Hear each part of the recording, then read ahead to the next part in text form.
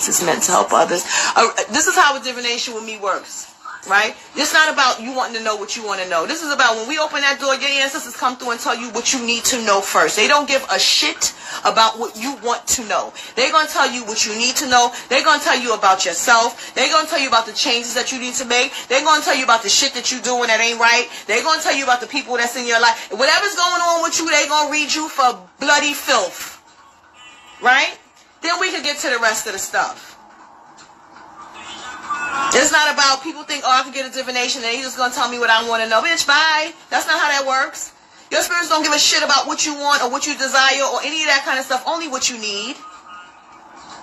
Not your wants. Your needs override your wants at all times. And if your needs are not something that you want, that's not their problem. And you are expected to make the changes in your life and look at you to understand the places where you are supposed to change, move, grow, push people out, close certain doors, move forward, end this to begin this. But you can't just keep bouncing and think that you don't gotta change nothing about yourself.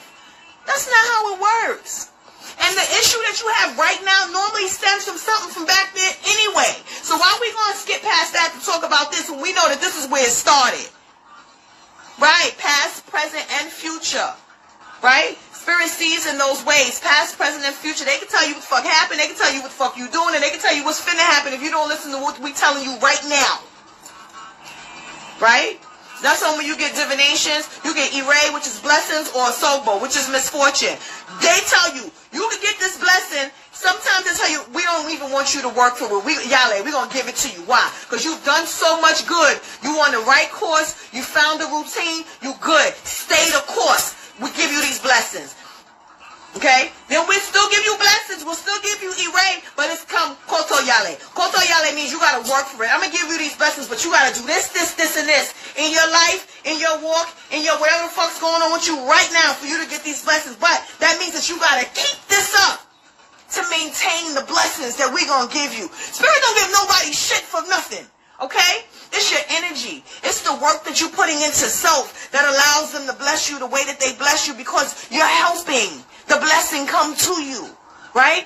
If I give you a Sogbo, which is misfortune, I'm telling you that I see this coming for you because this is based on what you got going on in your life, in your head, in your everything right now.